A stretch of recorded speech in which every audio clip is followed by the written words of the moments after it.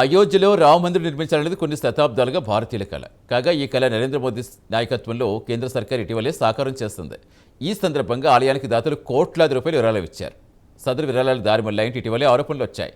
ఈ నేపథ్యంలో ఏర్పాటైన ప్రత్యేక దర్యాప్తు బృందం విచారణ వేగవంతం చేస్తుంది. ఆలయానికి సంబంధించి అనేక మంది సిబ్బందిని సిట్ అధికారులు విచారించారు.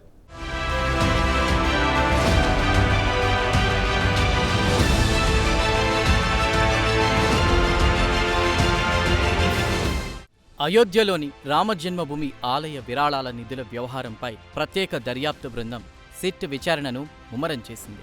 ఆలయానికి విరాళాల రూపంలో వచ్చిన కోట్లాది రూపాయల నిర్వహణలో అక్రమాలు జరిగాయని పెద్ద ఎత్తున ఆరోపణలు వచ్చిన సంగతి తెలిసిందే. ఈ నేపథ్యంలో 3 సభ్యులతో ఒక ప్రత్యేక దర్యాప్తు బృందాన్ని ఉత్తరప్రదేశ్ నియమించింది. కాగా సదరు ప్రత్యేక దర్యాప్తు బృందంలో 2 ఐఏఎస్ అధికారులు ఉండడం విశేషం.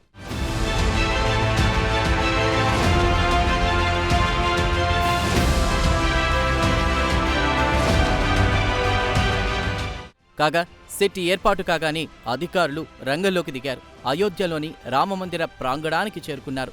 అక్కడ భక్తులు అందజేసే విరాళాలను భద్రపరిచే విధానాలను పరిశీలించారు. అలాగే నగదు సేకరణ ప్రక్రియ, లెక్కింపు విధానం, సంబంధిత రికార్డులను దర్యాప్తు అధికారులు పరిశీలించారు. అలాగే ఆలయ పరిసరాల్లోని సీసీటీవీ ఫుటేజ్ను కూడా పరిశీలించారు.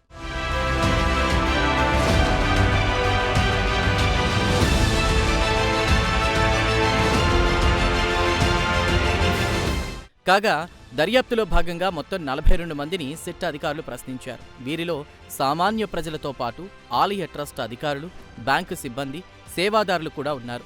వీరి నుంచి అక్రమాలు జరగడానికి దారితీసిన పరిస్థితులను సిట్ అధికారులు అడిగి తెలుసుకున్నారు. అంతేకాదు వీరి వద్ద నుండి సేకరించిన సమాచారం దర్యాప్తులో కీలకంగా మారుతుందని అధికారులు భావిస్తున్నారు. అంతేకాదు 2021 నుంచి ఆలయానికి సంబంధించి ఉన్నటువంటి ఆర్థిక లావాదేవీల పత్రాలను కూడా సిట్ అధికారులు పరిశీలించారు. ఇదిలా ఉంటే సిట్ బృందం త్వరలోనే తన ప్రాథమిక నివేదికను సమర్పించే అవకాశాలున్నాయి. కాగా విచారణ పూర్తయ్యే వరకు అన్ని కోణాల్లో పరిశీలన కొనసాగుతుందని అధికారులు వెల్లడించారు. అంతేకాదు దర్యాప్తు సందర్భంగా విరాళాలు దారి మళ్లాయన్న ఆరోపణలపై నిజానిజాలు రాబట్టడానికి తాము అన్ని వైపుల నుండి కృషి చేస్తామన్నారు సిట్ అధికారులు.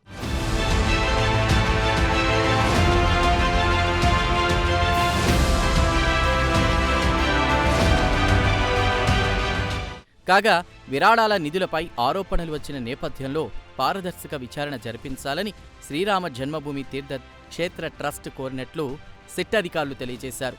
అంతేకాదు పూర్తిగా పారదర్శకంగా విచారణ జరపాలని కూడా కోరినట్లు సిట్ అధికారులు వెల్లడించారు. కాగా ఆలయానికి వచ్చిన విరాళాలు దుర్వినియోగం కావడం అనేది భక్తుల విశ్వాసంతో ముడిపడ్డ అంశం. దీంతో అధికారుల దర్యాప్తుపై దేశవ్యాప్తంగా ఆసక్తి నెలకొంది. ఇదిలా ఉంటే దాతలు సమర్పించిన కోట్లాది రూపాయల విరాళాలు దారి మళ్లాయంటూ కొన్ని రోజుల క్రిందట ఆరోపణలొచ్చాయి. అయితే ఈ ఆరోపణలను శ్రీరామ జన్మభూమి తీర్థక్షేత్ర ట్రస్ట్ ముందు తోసిపుచ్చింది. అయితే ఆ తర్వాత 2 రోజులకు 2024 నుంచి అందిన విరాళాల ఆడిట్ను చేపట్టింది. కాగా బీజేపీ మాజీ ఎంపీ బ్రిజ్భూషణ్ శరణ్ సింగ్ కూడా ఇందుకు సంబంధించి చేసిన వ్యాఖ్యలు వివాదానికి ఆజ్యం పోశాయి.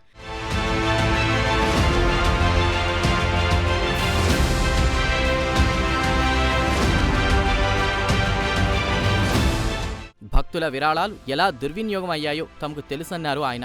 అంతేకాదు దీని వెనుక కొంతమంది పెద్దలున్నారని ఆయన సంచలన వ్యాఖ్యలు చేశారు. దీంతో ఈ విషయమై సమగ్ర దర్యాప్తుకు ముఖ్యమంత్రి యోగి ఆదిత్యనాథ్ ఆదేశించారు. 2 వారాల్లోగా సమగ్ర నివేదికను సమర్పించాలని ప్రత్యేక దర్యాప్తు బృందాన్ని ఆయన ఆదేశించారు. ఇదిలా ఉంటే ఇటీవల అయోధ్యలో ఒక అపూర్వ ఘట్టం ఆవిష్కృతమైంది. వేద మంత్రోచ్చరణల మధ్య వేలాది మంది రామభక్తుల సమక్షంలో భవ్య రామ మందిరంలో బాలరాముడి విగ్రహ ప్రతిష్టాపన క్రతువు అంగరంగ వైభవంగా జరిగింది. అభిజిత్ లగ్నంలో మధ్యాహ్నం సరిగ్గా 12:29 బాలరాముణ్ణి ప్రధాని నరేంద్ర మోదీ ప్రతిష్ఠించాడు.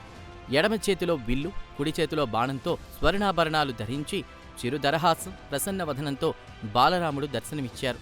నేత్రపర్వంగా సాగిన బాలరాముడి విగ్రహ ప్రతిష్టాపన క్రతువు చూసి ప్రపంచవ్యాప్తంగా రామభక్తులు పులకించిపోయారు. ప్రపంచవ్యాప్తంగా 50కి పైగా దేశాల్లో ఈ అపురూప దృశ్యాన్ని లైవ్ టెలికాస్ట్ ద్వారా భక్తులు వీక్షించారు. ఏమైనా అయోధ్య రామాలయ నిధుల విషయమై త్వరలోనే నిజానిజాలు వెలుగు చూసే అవకాశాలున్నాయి.